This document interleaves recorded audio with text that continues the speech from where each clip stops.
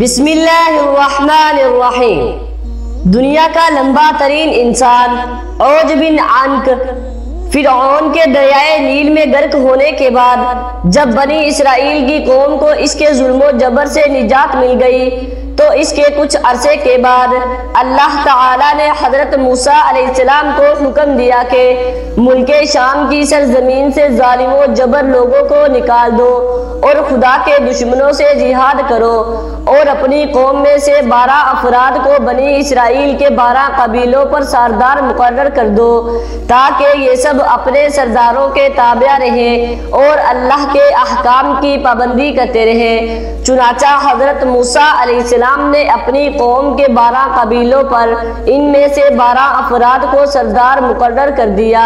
اللہ کے حکم کے مطابق حضرت موسیٰ علیہ السلام اور ہارون علیہ السلام جہاد کے لیے اپنے سرداروں اور قوم کے ہمراہ جب کنعان کے مقام پر پہنچے تو اپنے سرداروں کو حکم دیا کہ وہ ملک شام جا کر وہاں کے ظالم اور جابر لوگوں کے حالات معلوم کریں۔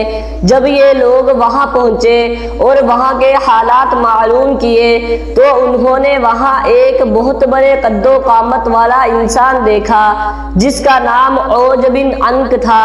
یہ شخص حضرت آدم علیہ السلام کے زمانے سے حضرت موسیٰ علیہ السلام کے زمانے تک زندہ رہا۔ اس کا قد 30,330 گز لمبا اور عمر 3,500 سال تھی۔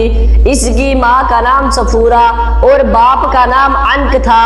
طوفان نوح علیہ السلام سے یہی شخص بچا تھا۔ اپنے دراز قد کی وجہ سے یہ شخص سمندر کے پانی میں بھی نہیں ڈوب سکتا تھا اور سمندر کی تہ سے مچھلی پکڑ کر اپنی لمبائی کے سبب اسے سورج کی تپش سے بھون کر کھاتا تھا۔ عوج بن عنق نے جب ان سرداروں کو دیکھا تو ان سے دریافت کیا کہ تم کہاں سے آئے ہو اور کہاں جاؤ گے؟ ان سرداروں نے جب اسے اپنا حال بیان کیا تو اس نے ان سب کو پکڑ لیا اور اپنی بیوی کو دکھانے کے لیے لے گیا اور اپنی بیوی سے کہنے لگا، دیکھو یہ سب میرے ساتھ لڑنے کے لیے آئے ہیں۔ یہ کہہ کر انہیں زمین پر ڈال دیا اور چاہا کہ چونٹی کی طرح پیر سے مل دے تو اس کی بیوی نے کہا، ان کو چھوڑ دو، یہ کمزور اور ناتواں ہے، خود ہی چلے جائیں گے، تجھ کو انہیں مارنے سے کیا فائدہ ہوگا؟ چنانچہ یہ سردار ظالموں اور جابروں کی کثرت سے بہت ڈر گئے۔ واپس آ کر انہوں نے ملک شام کی باتیں اور دشمن کی قوت کے بارے میں حضرت موسیٰ علیہ السلام کو تفصیل سے بتایا اور بیان کیا کہ وہاں کے پھل فروٹ بھی بہت بڑے بڑے ہیں، اگر ایک دانہ انار کا نکالے تو آدمی سیر ہو جائے۔ اسی طرح انگور بھی بہت بڑا دیکھا کہ اگر ایک دانہ کھا لے تو جی بھر جائے اور دوسرا نہ کھایا جائے۔ جو پھل فروٹ اپنے ساتھ لائے تھے وہ حضرت موسیٰ علیہ السلام کو دکھائے۔ حضرت موسیٰ علیہ السلام نے ان سے کہا کہ اپنی قوم کے لوگوں سے شام کے لوگوں اور ان کی قوت کے بارے میں کچھ بیان مت کرنا، کیونکہ یہ لوگ تو پہلے ہی بزدل ہیں اور جہاد سے بھاگ جائیں گے۔ آپ علیہ السلام کے اس حکم پر ان 12 سرداروں میں سے صرف 2 سردار اپنے وعدے پر قائم رہے۔ ان میں سے 10 سرداروں نے عہدے شکنی کی اور قوم کے افراد کو وہاں کا سارا احوال جو وہاں دیکھا تھا بیان کر دیا اور عوج بن عنق کے ہاتھ پکڑے جانے کا واقعہ بھی بتا دیا۔ جب قوم نے ان سے دشمن کی قوت کے بارے میں سنا تو ہراساں ہو کر جہاد پر جانے سے کترانے لگے اور مصر واپس جانے کی تیاری میں لگ گئے۔ حضرت موسیٰ علیہ السلام نے فرمایا، اے لوگو، تم مت گھبراؤ اور جہاد سے بھاگنے کی کوشش نہ کرو، میرے ساتھ اللہ تعالیٰ نے وعدہ فرمایا ہے کہ میں تمہیں ان کافروں پر فتح دوں گا۔ تو قوم نے حضرت موسیٰ علیہ السلام سے کہا کہ وہاں پر تو ایک شخص ہے جو بہت بڑی قد و قامت والا ہے اور وہ بڑا ہی زبردست ہے، ہم ہرگز وہاں نہیں جائیں گے جب تک وہ شخص وہاں پر موجود ہے۔ وہ دونوں سردار یوشع بن نون اور کالوت بن قتادہ جو اپنے وعدے پر قائم رہے تھے قوم سے کہنے لگے اے قوم ٹھہر جاؤ اور ان پر حملہ کرو، اللہ تعالیٰ تم کو فتح دے گا۔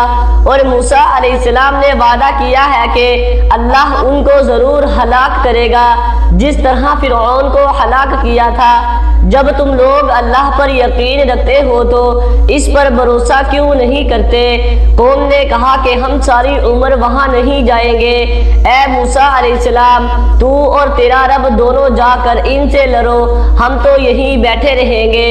حضرت موسیٰ علیہ السلام نے ان سے غصہ ہو کر ان کے لیے اللہ سے بد دعا کی، جس کی وجہ سے شام کی فتح میں 40 سال کی تاخیر ہوئی۔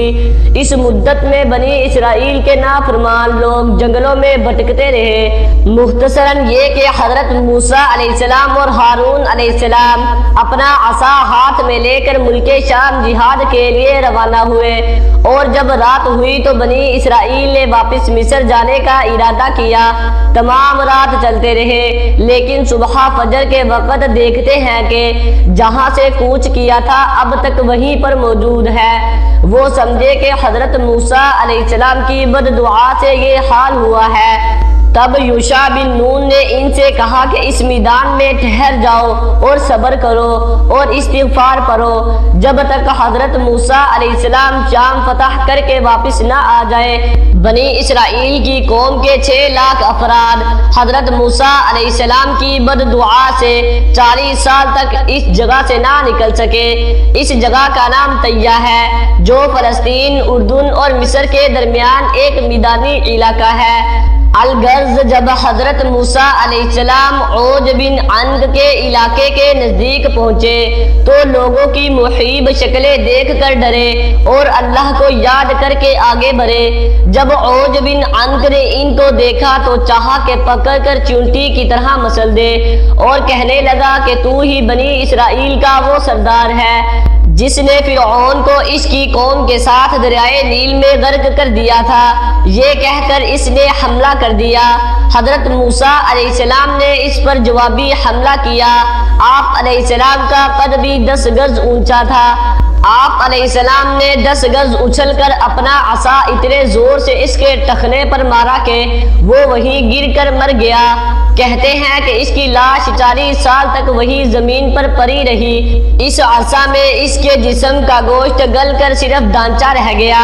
جب حضرت موسیٰ علیہ السلام اور حضرت ہارون علیہ السلام جہاد سے سرخرو ہو کر واپس لوٹے تو اس کے ڈانچے کو اٹھا کر دریائے نیل پر رکھ دیا، اور ایک عرصہ تک وہ ڈانچہ دریا پر پل کا کام انجام دیتا رہا۔ امید ہے کہ آپ کو ویڈیو اچھی لگی ہوگی۔